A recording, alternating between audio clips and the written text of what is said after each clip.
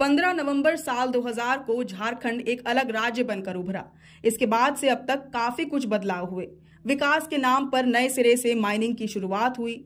लोगों को उनके जमीन से बेदखल करके नए नए पावर प्लांट्स लगाए गए। 24 सालों के दौरान जनसंख्या में लगातार बढ़ोतरी हुई। गर्मी और प्रदूषण लगातार बढ़ता रहा, लेकिन इस बीच बिजली का उत्पादन राज्य में 1 मेगावाट भी नहीं बढ़ पाया। जबकि इन 24 सालों के दौरान राज्य सरकारों ने लगभग 30,000 करोड़ रुपए की बिजली खरीदी। राज्य की खनन संपदाओं का भरपूर इस्तेमाल किया गया, लेकिन इससे आज भी फायदा दूसरे राज्यों और देशों विदेशों को पहुंचाया जा रहा है। ऐसे में तो लगता है कि झारखंड की जनता के 30,000 करोड़ रुपए पानी में गए। छपैक।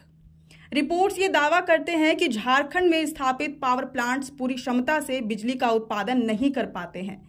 इनकी क्षमता 6200 मेगावाट की है, लेकिन आमतौर पर 1600 मेगावाट की जगह मुश्किल से 1300 मेगावाट बिजली मिल पाती है। बरसात की मौसम में ही 1600 मेगावाट बिजली मिल पाती है। वहीं गर्मी के मौसम में बिजली की मांग बढ़कर 2500 से 3000 मेगावाट तक पहुंच जाती है। इस मांग की पूर्ति के लिए बिजली खरीदनी पड़ती है। वर्तमान में हर महीने 450 से 500 करोड़ रुपए की बिजली की खरीदी होती है। एनटीपीसी के राज्य के बाहर स्थित प्लांट से 700 मेगावाट बिजली ली जाती है। वहीं हाइडल और सोलर से करीब 300 मेगावाट तक बिजली मिल पाती है। बाकी बिजली की आपूर्ति पावर एक्सचेंज से खरीद कर की जाती है। पावर एक्सचेंज से बिजली खरीदने पर झारखंड बिजली वितरण निगम लिमिटेड को प्रति यूनिट 12 रुपए तक भुगतान करना पड़ता है। झारखंड को पूरी बिजली न मिल पाने की कई वजह हैं।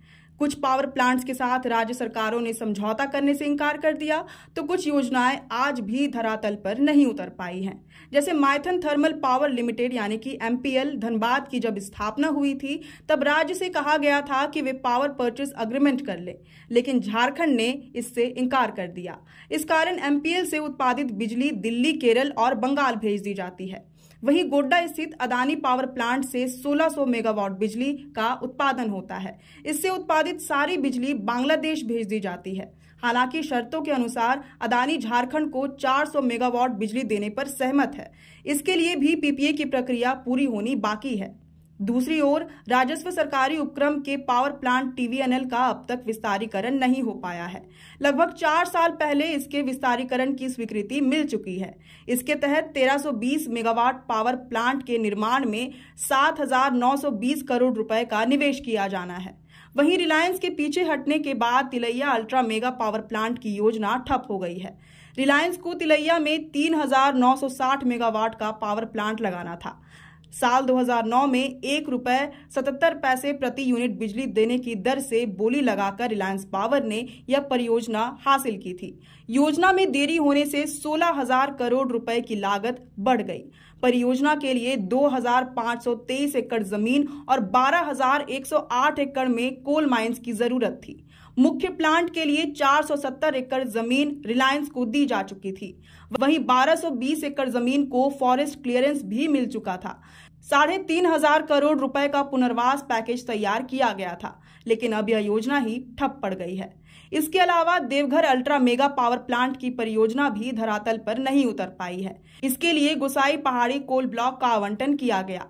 इस परियोजना के लिए 2,432 एकड़ जमीन चिन्हित की गई थी, जिसमें 1,732 एकड़ निजी, 300 एकड़ वन भूमि थी। प्लांट के शेयर होल्डिंग की जिम्मेवारी पावर फाइनेंस कॉरपोरेशन को दी गई थी। यह पावर प्लांट 4,000 मेगावाट की क्षमता का होगा, लेकिन स्थिति अब भी जस की तस है। इसके अलावा पतरातू में बन रहे 4,000 मेगावाट के सुपर थर्मल पावर प्लांट से इस साल भी बिजली उत्पादन पर संशय बना हुआ है। पतरातू में 4,000 मेगावाट का पावर प्लांट बनाने के लिए झारखंड सरकार ने साल 2015 में एनटीपीसी के साथ समझौता किया था। समझौते के मुताबिक पहले चरण में 2400 मेगावाट और दूसरे चरण में 1600 मेगावाट का पावर प्लांट बनाया जाना है। पहले चरण का उत्पादन साल 2019 में शुरू होना था, लेकिन अब तक शुरू नहीं हो पाया है। राज्य सरकार और एनटीपीसी के साथ हुए समझौते के अनुसार इस प्लांट से उत्पादित 85% बिजली राज्य सरकार को मिलनी है। अब जेबीवीएनएल ने वित्तीय वर्ष 2024-25 के लिए नए टैरिफ पिटीशन के तहत नियामक आयोग से 10,857.93 करोड़ रुपए की मांग की है। वहीं डोमेस्टिक कंज्यूमर से 4,346 करोड़ रुपए से अधिक के राजस्व वसूली का प्रस्ताव सौंपा है।